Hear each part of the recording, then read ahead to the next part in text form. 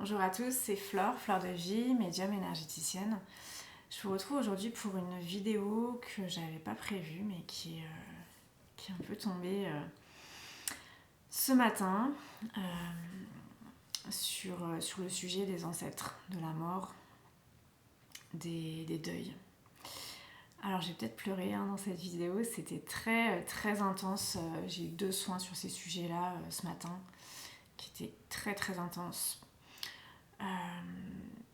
Et puis, juste après, donc j'ai vraiment senti cet appel à vous partager cette énergie des ancêtres. Et je me suis rappelé que bah oui, c'était bientôt Samhain, c'était bientôt cette période de fin octobre où on dit que les voiles entre les mondes visibles et invisibles deviennent de plus en plus ténus, s'amincissent. Et puis ce midi, je suis tombée sur un message de Sylvie, que je salue, les cartes de Sylvie, dans ce sens. Et là, ça a pris son sens, effectivement. J'avais fait il y a 2 ans une méditation sur les ancêtres.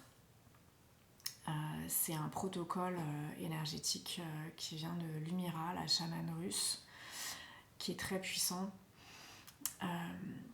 Et en fait, ce qui s'est passé ce matin en soins avec Pauline, que je salue aussi et que je remercie, et j'étais très honorée de pouvoir l'aider sur ce chemin et l'accompagner dans cette libération transgénérationnelle, parce que c'est de ça dont je veux parler principalement dans la vidéo. C'est finalement ce qu'on appelle le poids transgénérationnel, le bagage. Et ce matin, j'ai eu vraiment des messages très forts pour que nous puissions comprendre en fait ce que c'est, pourquoi est-ce que des fois dans nos lignées familiales, on a un tel poids, une telle colère, une telle violence, de tels traumatismes qui finalement se répètent de génération en génération et qui vont constituer un bagage traumatique vraiment très lourd à porter.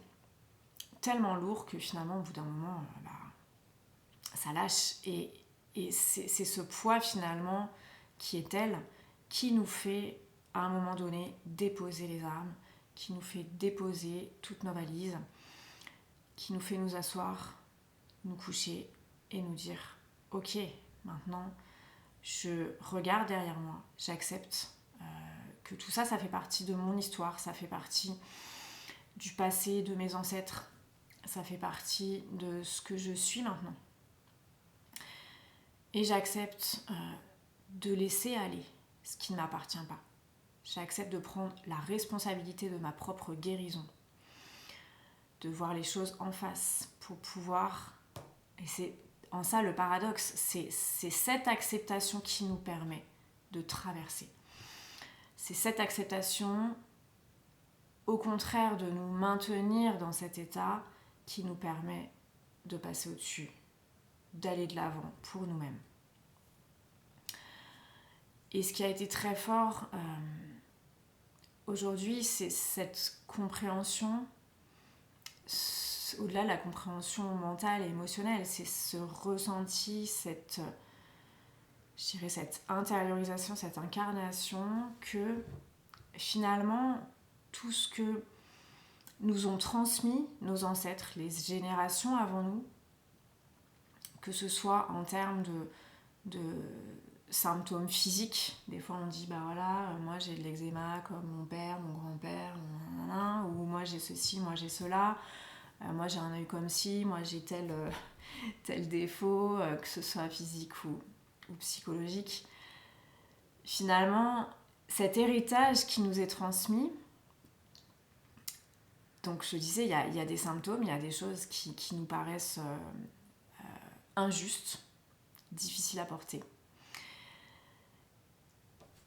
Et le revers de la médaille, c'est cet héritage d'amour. Et c'est ça vraiment que veulent nous transmettre et que nous transmettent en ce moment toutes les personnes décédées de notre famille, de nos amis autour de nous. C'est cet amour infini, puissant, immense, qui est partout, qui est en nous, qui est tout autour de nous. Et finalement, cet héritage, ce bagage transgénérationnel, il est donc à la fois, on va dire, dans le sombre, dans ce qui est difficile, dans cette matière noire qu'il va falloir transmuter, et à la fois dans l'héritage positif, dans la force, dans le courage, dans l'amour, dans tous les talents que nos ancêtres avant nous avaient, qui nous ont peut-être transmis de leur vivant ou pas. Mais finalement, c'est cette force infinie, c'est ce bagage d'amour finalement qui va nous permettre, quand ce sera le moment, de nous libérer. De nous libérer de ce poids transgénérationnel, de nous libérer de ce qui ne nous appartient pas, de nous libérer de ce qui n'est pas nous, que ce soit en termes de croyances, en termes de schémas qui nous ont été inculqués dans notre éducation, dans notre culture, dans notre famille, etc. Et finalement, l'acceptation de cette part sombre nous permet d'avoir accès à la part lumineuse, nous permet d'avoir accès à cette force infinie qui va permettre finalement de trouver notre voie, de trouver notre alignement et de récupérer finalement notre énergie qui était drainée, qui était condensée, que ce soit dans des schémas, dans des, comme je disais, des croyances, des émotions, des colères, etc. Finalement, avoir accès au cœur de notre énergie grâce finalement au vécu et à ce bagage qu'on pourrait dire négatif et traumatique des générations avant nous, mais c'est parce qu'elles ont vécu ça, qu'elles nous ont transmis tout ça, qu'aujourd'hui on peut s'en libérer, qu'on se libère soi et qu'on libère toute la lignée. On m'a posé aussi la question, du coup, cette libération-là qu'on fait en soi, est-ce que ça libère aussi nos frères et sœurs dans la fratrie biologique? Chacun est responsable de sa guérison, chacun est responsable finalement dans sa lignée personnelle du poids qu'il a accepté de porter, et il est responsable de sa libération ou pas, au moment où il sera prêt, où ce sera le moment pour lui ou elle. Mais du coup, mon frère ou ma sœur sont eux-mêmes responsables de leur lignée à eux, même si on a les mêmes ascendants, les mêmes ancêtres. On est chacun, en tant qu'individu, porteur à notre façon de ce qu'on doit libérer. Donc bien sûr, ce qu'on libère dans le transgénérationnel, ou même le karmique, ça a des répercussions tout autour de nous. Cette vague d'amour qui d'un coup est libérée, elle éclabousse tout autour de nous. Tout comme l'énergie qui était restreinte, qui était bloquée, va avoir des répercussions sur nous et sur notre entourage de façon difficile. Tout autant, la libération amène cette vague, cette onde d'amour qui va venir toucher toutes les personnes autour de nous. À la fois parce que notre attitude, de par nos croyances qui ont changé, nos comportements vont changer. Du coup, en face, les personnes qui nous entourent vont nous montrer en miroir d'autres choses. Elles n'auront plus besoin d'inconsciemment nous montrer des conflits, nous montrer des émotions à transmuter, etc. Donc ça va toucher, même si on le fait pour soi d'abord, parce qu'on sent cet appel de notre énergie à l'intérieur de nous, cet appel à guérir, cet appel à contacter cet amour en nous-mêmes, des parts de nous beaucoup plus élevées. Donc ce mouvement-là va changer l'intérieur et l'extérieur aussi.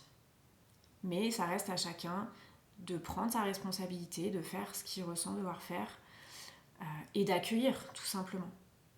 Comme je disais tout à l'heure, c'est accepter finalement que dans notre famille, dans nos ancêtres, il y a eu telle ou telle action, inaction, etc.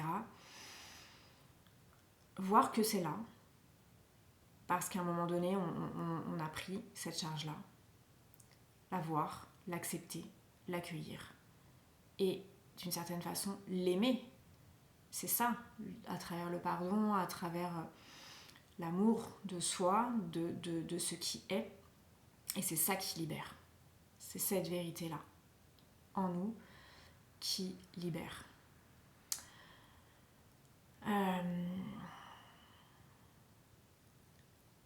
Comme je disais aussi en début de vidéo, en ce moment, donc je pense que c'est pas un hasard si toutes ces libérations transgénérationnelles peuvent avoir lieu, nous sont accordées. C'est-à-dire que notre âme est prête là Enfin, c'est pas notre âme qui est prête, c'est plutôt notre mental et notre personnalité humaine qui est poussée à le faire. Parce qu'effectivement, d'une part, les vibrations sont de plus en plus élevées tout autour de nous. Malgré le contexte sociopolitique global que l'on vit, on est infusé d'amour, on est bombardé d'amour, on a accès à des vibrations d'amour de plus en plus intenses et de plus en plus élevées. D'où des résistances qui peuvent être en nous-mêmes, qui se matérialisent à l'extérieur. Des résistances sous forme de peur, sous forme de conflits, sous forme de fractures entre les gens. Mais finalement, on a le choix. On a le choix de maintenir ce conflit en nous-mêmes et à l'extérieur de nous-mêmes, ou on a le choix d'accéder à la paix en contactant cet amour de plus en plus intense autour de nous. C'est vraiment un choix qui nous est accordé de vivre en ce moment, et c'est pour ça qu'on a voulu s'incarner dans cette période. Donc c'est ce choix individuel et ce choix de chaque instant finalement, qui est de choisir l'amour, qui est choisir de sentir cet amour en nous, de l'accepter, de tous les êtres autour de nous, de le voir aussi dans certaines personnes ou situations, de le vibrer, de le vivre, de le faire s'expanser, de le faire circuler. Et c'est aussi le message de nos ancêtres en ce moment, de nos défunts, des personnes décédées, c'est que finalement cette peur, et la plus grande peur de l'être humain, peut-être la peur de la mort, c'est cette peur qui nous fait nous replier sur nous-mêmes, qui nous fait nous diviser, qui nous fait nous séparer, qui nous amène au contexte sociopolitique actuel. Et qu'au-delà de ça, comme je disais, c'est la vérité qui libère. La vérité que oui, la mort fait partie de la vie, comme la vie fait partie de la mort, dans une danse perpétuelle et éternelle, parce que c'est simplement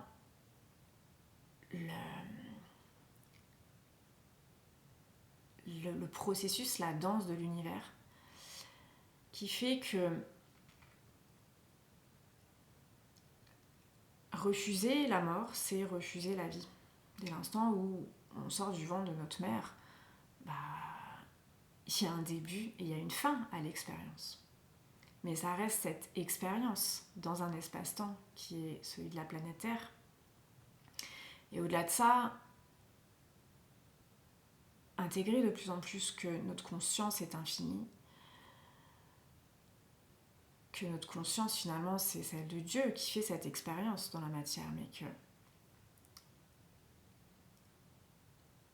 on est aussi multidimensionnel, qu'on est en tout et partout.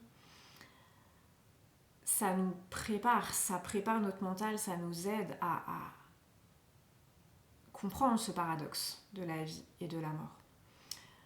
Ça nous aide à comprendre que à travers la vérité, la compréhension des choses telles qu'elles sont, ce qui peut être difficile pour le mental, l'émotionnel, comme par exemple savoir que un proche est malade, gravement malade, et que l'issue, c'est la mort.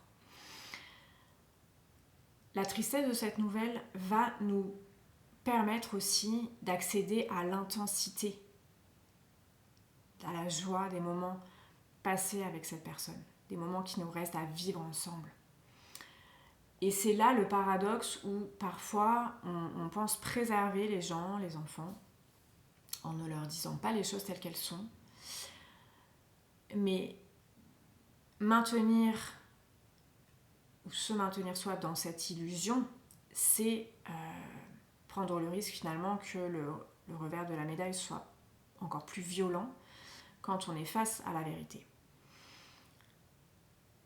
Alors que dire les choses, accéder à cette vérité, permet d'être... ça ne va pas nous maintenir dans une tristesse, dans un abattement permanent. Alors oui, il y aura cette tristesse qui sera là, parce qu'on sait, on est conscient, mais en même temps, on aura accès à la joie, on aura accès à l'intensité des moments qu'on va passer ensemble, parce qu'on sait que ce temps ensemble, il a une fin, il a un début, il a une fin. Et que même si on ne sait pas quand est la fin, on vit intensément.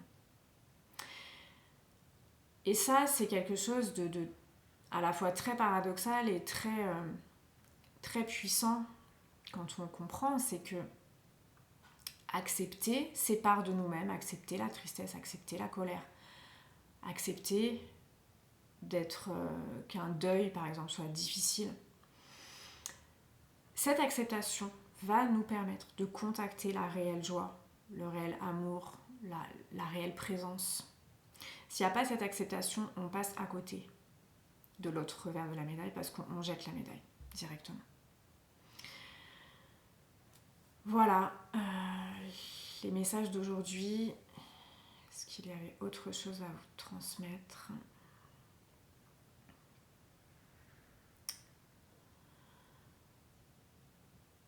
Une dernière chose, c'est que à tout moment de l'année, il est important quand on le sent, de se connecter à cet héritage de nos ancêtres, à cet amour infini qui est là, qui coule dans nos veines, qui est partout autour de nous. Mais plus particulièrement en ce moment-là, Samhain, donc le 31 octobre, 1er novembre, c'est la Toussaint, c'est la fête de tous les saints, c'est la fête de tous. On fête cette connexion entre nous tous, entre les incarnés, les désincarnés. On fête ce lien d'amour, on fête cette énergie d'amour qui est partout présente en nous, qui circule en nous, à l'extérieur de nous. Et oui, il fallait que je finisse là-dessus. En ce moment, j'ai beaucoup de signes par rapport à Saint François d'Assise. J'ai de l'émotion en vous en parlant. Relisez cette prière de Saint François. Je la connais pas par cœur, il en a écrit plusieurs, mais c'est cette prière où il se connecte à qui il est. Il se connecte à cette source infinie d'amour. Et il met cette intention d'être la paix. Fais de moi ton instrument de paix.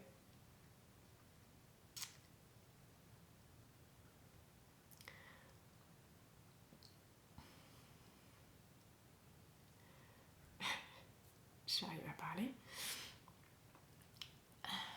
Ok, là, pour l'instant, il ne faut pas parler, d'accord. Dans ces temps que l'on traverse, que l'on va traverser, souvenons-nous tous les jours. Posons cette intention d'être l'instrument de la paix divine, d'être l'instrument de l'amour divin, d'être l'instrument de la joie, de la vérité, de la vie. Laissons certaines parts de nous se libérer. Laissons certaines croyances mourir pour renaître à l'éternelle vie. Pour renaître, renouveler dans l'amour et dans cette énergie de paix infinie qui nous entoure à chaque instant. Voilà le message d'aujourd'hui. Je vous souhaite de vous libérer, que ce soit sur les plans transgénérationnels, karmiques, psycho-émotionnels. Je vous souhaite quand ce sera le moment pour vous, de faire le deuil de cette chenille que vous étiez et d'honorer ce papillon que vous êtes. Voilà, avec tout mon amour, avec toutes ces vibrations d'amour qu'on me demande de vous transmettre. Je vous souhaite une belle semaine, un bel automne. Prenez soin de vous et je vous dis à très bientôt.